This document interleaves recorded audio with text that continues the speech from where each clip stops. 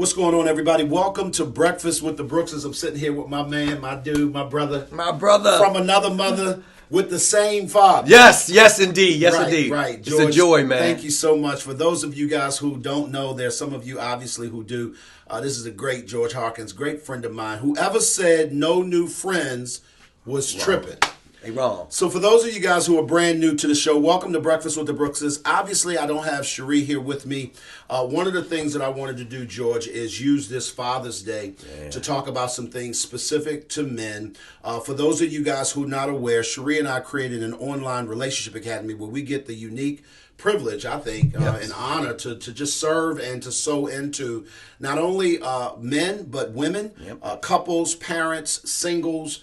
And we're able to do that in an online group coaching environment, George. And one of the things that I know that I'm constantly challenged with, you're a therapist, you're a counselor, you work with people, particularly even on the spiritual side of things, a lot as a pastor.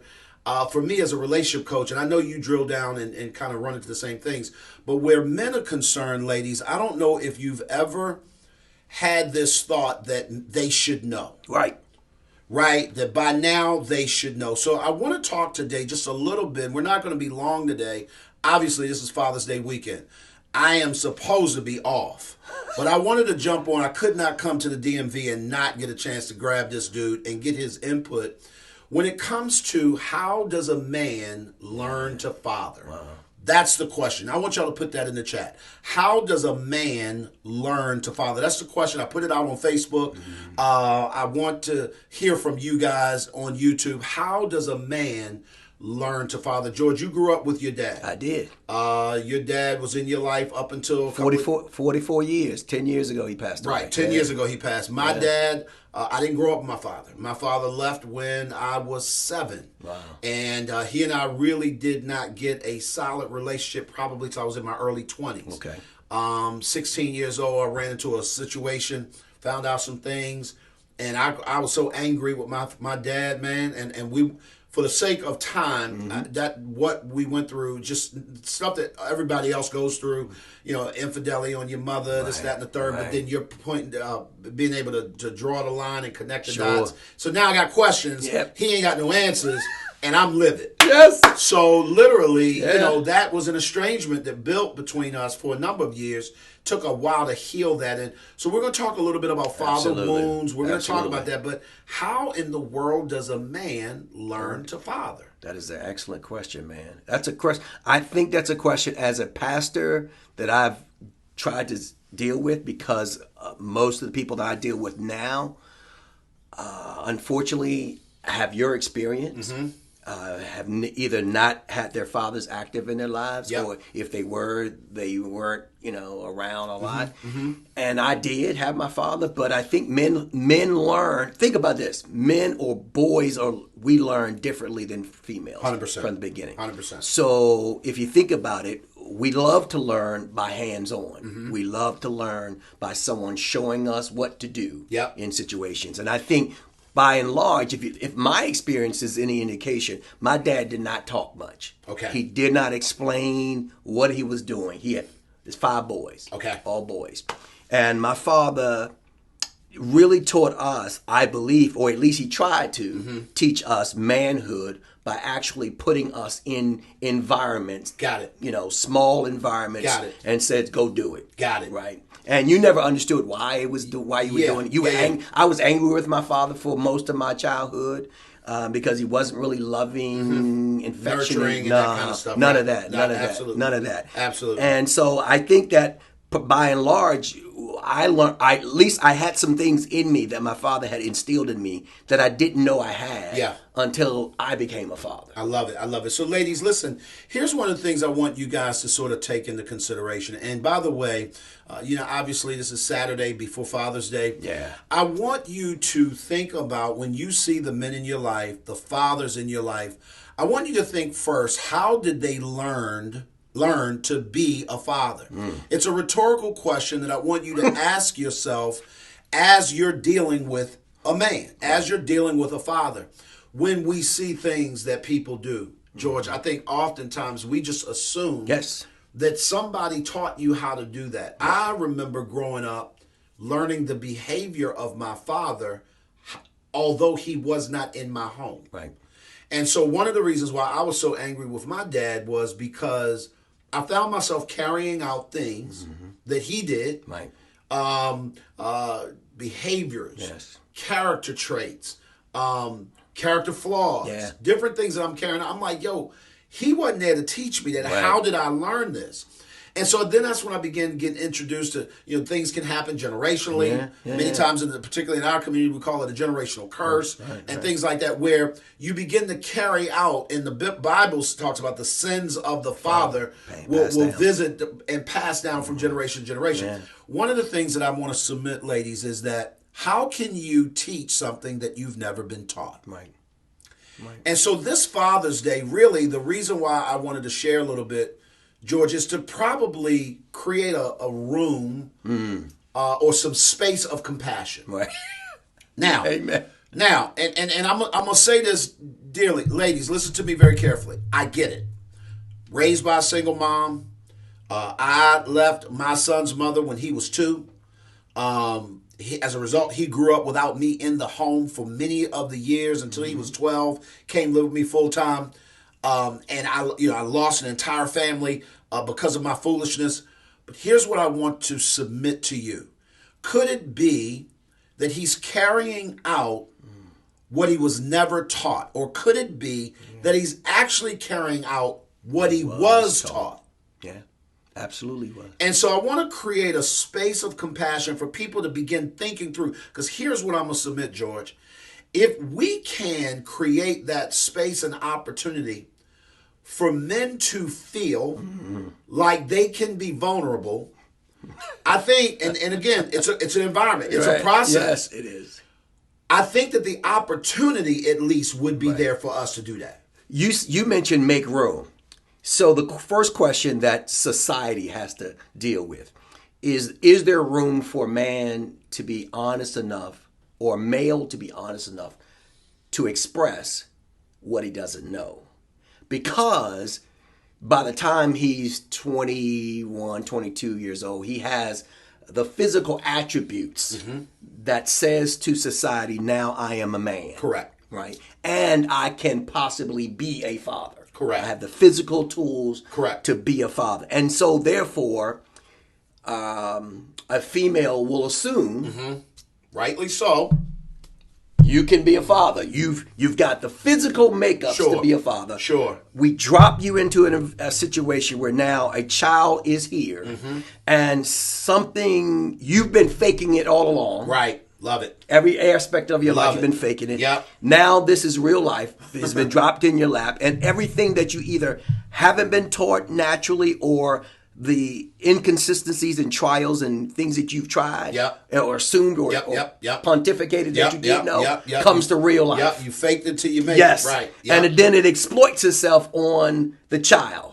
right? Love it. It comes out on the child. It does. And then mom says, well, you're 21, you're 25, you're 30. Yep. By now, you should. Who would have thought you to know this? Right. How to nurture a child, how to show compassion to a child, how to discipline a child, how to mimic in your own life. The Bible says to train up a child in the way that he should go, right? So what that in essence mean is train him up the way that you believe God is bending him. Correct. But the inference is that the train is I am the engine. My child is the caboose. Ooh. All he has to do is watch. That's good. Me. Yeah. Right? Yeah. So what if I, like Charles Barkley says, I don't want to be a role model. Right. And yet this child is mirroring what they see in me. Yep. And mom and society goes like, this child doesn't know what they're doing. Yeah. It's because he's been watching me and I didn't know what I was doing. 100%. But can we make room for that? And I want to go back to that. And ladies, listen, I want you guys to chime in on the chat. Can we make room for that?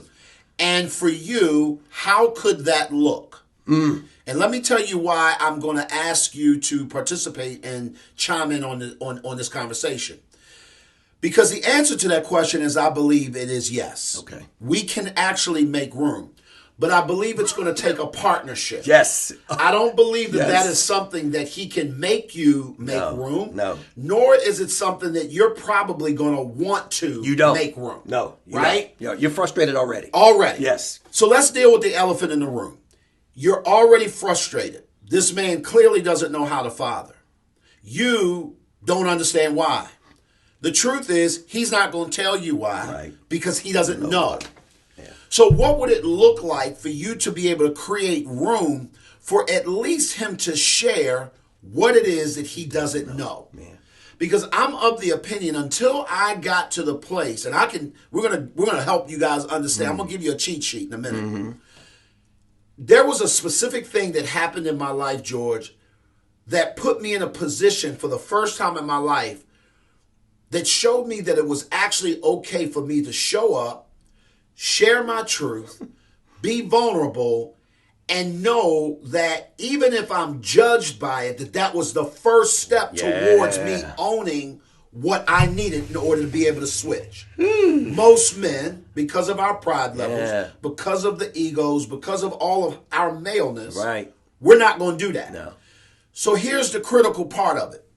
I believe that it takes a team or a collective to help get him to that place. Absolutely. It's not just on him. No.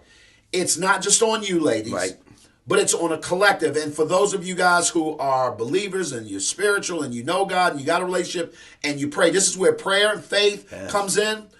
But more importantly, I believe that for me, it was my community that helped shift me in that space of becoming what people see now. Yes. And you have to understand that that's on the heels of being abandoned, abandoning, and then trying to figure out how do you turn the corner from that. So ladies, the question is there room? Can you make room? What does that look like? And the reason why I'm asking you, because all of us, George, have a part to play. Sure. If we are going to collectively change the narrative for the man. Well, let's start with this. Is fatherhood essential to society? Got it. Ask that question. Yes. If it is essential to the society that we live in, if we're going to need fathers, not want them, but absolutely need them, then everyone has to be a part of creating this in men. I love it. Okay. Real quick, I want to put a pin in that. Go back. I want y'all to listen to the replay of last week. I talked about 5 things that you need to know about a father. Mm-hmm. And you're touching. I'm not going to go back and review that with you. Y'all got to go back, do some homework, review it. But I deal with those 5 things of what happens when a father is not there. So the question is, do we need our fathers? Right. I think the answer is absolutely. And our children are proving why that is the case. Statistics prove it out. If you can go through statistics, guys, I lay all the statistics out for you in that live that I did last week. Go back, look at part 1, but or last week's message, and you're going to get statistically what happens when a father's not there. Yeah. And I lay out the really the framework for why we need a father. Yeah. So if we move to that, George, and we say yes, let's just for the sake of argument says we need fathers. Yes. We need our fathers, right? I want y'all to put in the chat hashtag we need our fathers. Put that in the chat. Hashtag we need our fathers. Here's the truth. What does it look like for me to be able to create an environment where he feels needed? Wow. Woo! That is something I think that's well within the control of the community. Yes. Oh, everybody that plays a part in the role in the community, whether you're the wife, the girlfriend, the daughter, my son picked up the phone. My son's 25. Yep. He'll be 26 in October. He lives in Maryland. I live in Virginia. To be exact, Hampton Roads area of Virginia. 4 hours from the Baltimore area. Let's be specific. Let's be real specific. There's a reason why we need to go here. He calls me. He says, "Dad, question. What are you doing?" This is a number of weeks ago. "What are you doing on Father's Day?" I said, "Don't know." He said, "It's been a minute since we spent time on Father's Day, the day. What would it look like if we made that possible, that you and I could actually spend time together on Father's Day?" Yes. Now, he's 25 years old calling me and asking me that. Yeah. I know people because I get to coach an awful lot of people in these situations. They can't get their millennial kids to talk to them and they live inside the house. Right.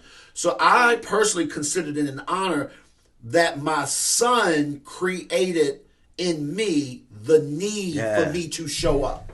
But he was able to articulate that, which is not normal. No. And I get that.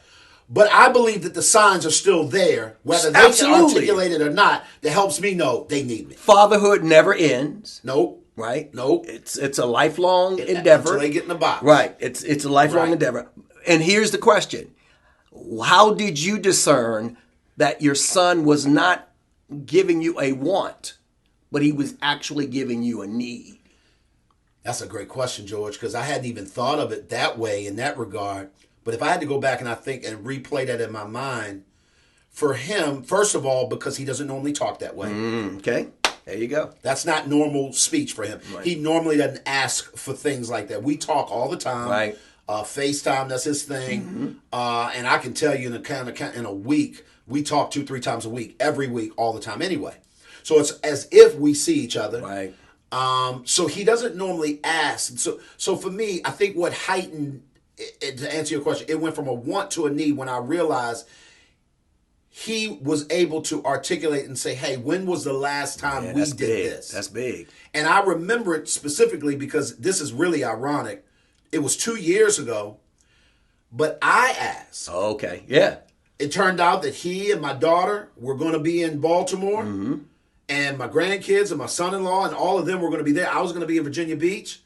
And I looked at Shereen and said, I don't want to be not around my kids on Father's Day. True. So I got in my car and I drove, called them and said, guys, what would it look like for all of us to sit down and grab at least dinner on Father's Day or around that day? They worked it out.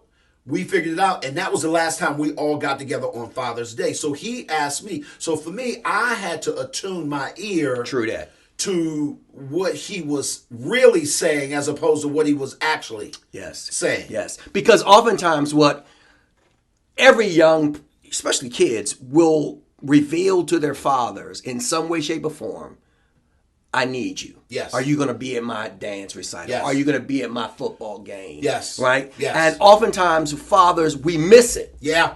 Yep. We do. We miss the We've message. all done it. Yep. Right. We do. Well, no, I'm busy. I got to go to work. So we miss that they're actually pointing out a need. And the reason why they're not as specific as sometimes we want them to be is because they're preparing themselves for rejection. Ooh, that's good. That's good. Yeah. So guys, listen, do me a favor. Put it in the chat. I want you to think through, what does it sound like when a child, when a spouse is saying, I need you, brother, father, versus I want you. Yes, yes. If we can create a situation where men know, no, that's not a want. Right. That's a need. And we can be consistent and enough. And it doesn't mean that you have to do his work for him. Right. But it does mean that as much as you can, do what you can. Yes. So that you can create an environment that's conducive. Because here's what we also know. George, this isn't normal. No. As a result, it's something that we're going to miss. Yes. So I just want you guys to literally, in this little bit of time that we've been together today, we're going to get out and go enjoy our Father's Day weekend. Yes. I want fathers to enjoy their Father's Day weekend. But community, listen to me. Ladies, listen to me. If you are a child and you have a father, I want you to listen to me. The question becomes, how can I help my father know that I need him? Is there something you can do? Is there something you can say? Is there a way that you can posture? Because here's what I know. It doesn't always work the first time. Right. You may have to consistently show him that I need you. I will never forget, we'll end with this story. When both my kids, they're 8 years apart.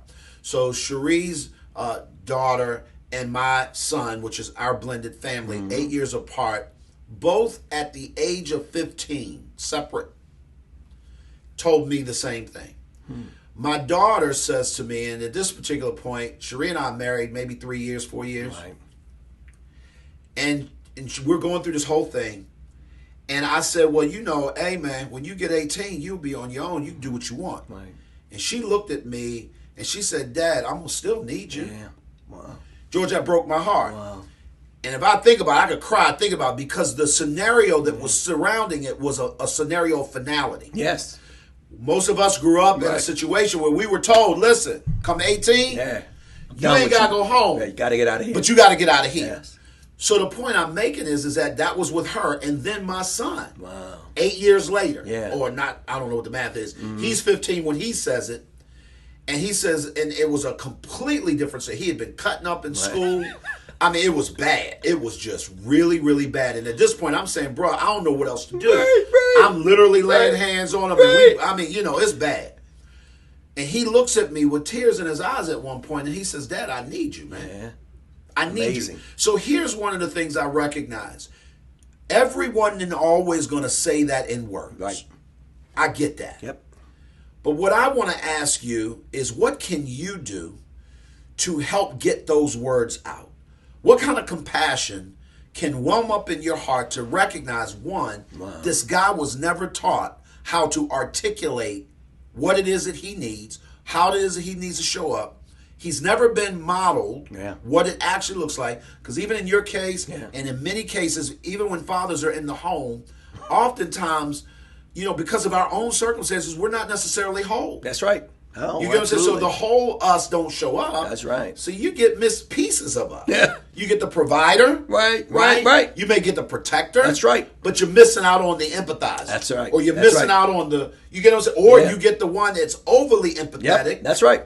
And he can't keep a job. That's right. So a lot of times we get parts of our dad, but we don't get all of him. Right. And my question is, how are you going to expect a man to carry out something that he was never taught? Yeah. The DNA in a man, if you think about it from creation, God created us to be that provider, that protector, but also that fertilizer. That he told Adam, bring out the best of the situation. So need is always attached to purpose. Ooh. So if I saying I need you, then I'm in essence saying you have purpose. Wow. Right? You have purpose here. And so one of the things that women particularly struggle, is that whole idea of saying that I need you, because in essence that sends a message to them that somehow I'm incomplete without you. Correct. Right? So there's this tendency now for the young ladies or the community to say, I don't need you. Yes. Right? Yes. And so what a man hears with that is that I have no purpose. Woo! I need y'all to hear that. Right. I need y'all to get that. He needs to understand he has purpose. I love that, George. Right. George, And when it comes with purpose, two things: appreciation, right, and responsibility. So I give you the responsibility as your purpose designs, but I also give you the appreciation that you need as well. Okay, bro, that's good. I give you that as well. That's and good. when you do that, that's good. No, it changes the game. Now all of a sudden I have a reason. Yes. And once a man translates, so you guys understand, a man's going to translate purpose as reason. Yes. Yes. My purpose dictates why I need to do this. Yes. So ladies, gentlemen, yes, fellas, if you've heard this, if you've been encouraged, understand this. We all have a job to do. I often say we all need some help. Here's the truth. Here's what I know. If we all are going to bear the responsibility of creating legacy that can stand on their own, then we all have a part to play. It's Father's Day, right? Yes. And what I want to do is I want to celebrate men who have felt, for whatever reason, that they couldn't do this. Right. They couldn't pull this off, and somehow they were inadequate, and they didn't have purpose, or they don't matter. I'm going to tell y'all, you do matter. You do. Brothers, you matter. Sisters, you know they matter. That's right. Because here's what I know. The minute the things are out of play, you begin to say, man, I wish I had. Man, I wish my children had. So what I want to do as we leave today, I just want to encourage you that when you see a man, when you see a father, at the time you're listening to this, hopefully if it's the day before Father's Day, maybe you're listening to the replay, no worries. But I want you to ask yourself the question, what can I do to show him that he matters, that he has purpose, and that I need him? Yes. That his children need him. Yes. It's more than words, guys. Right. It's how you roll. Absolutely. It's what you do. Absolutely. It's not just what you say. Yeah, absolutely. And so many men are words of affirmation people. Yep. So what you say sends a message. Especially how you say it. Absolutely. Yeah. Absolutely. Yeah. So if I'm bringing the criticism, it deflates me. So here's the deal. I want to leave off this way, George. If you guys need any help in this area, drilling down on how does this look, Glenn, George, y'all gave me some good information. Like, how do I implement that? Do me a favor. Go to the crcoach.com.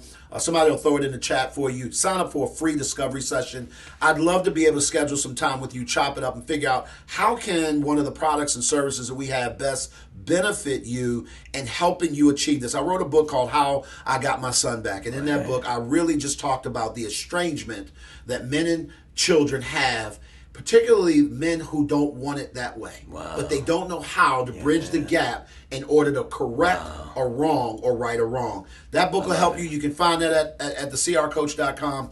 But happy Father's Day. Happy Father's Day, everyone. Brothers, y'all go do what needs to be done. Love you. And know this, at the end of the day, we all need some help, and we need our fathers. Y'all be good. We will talk soon. Love you.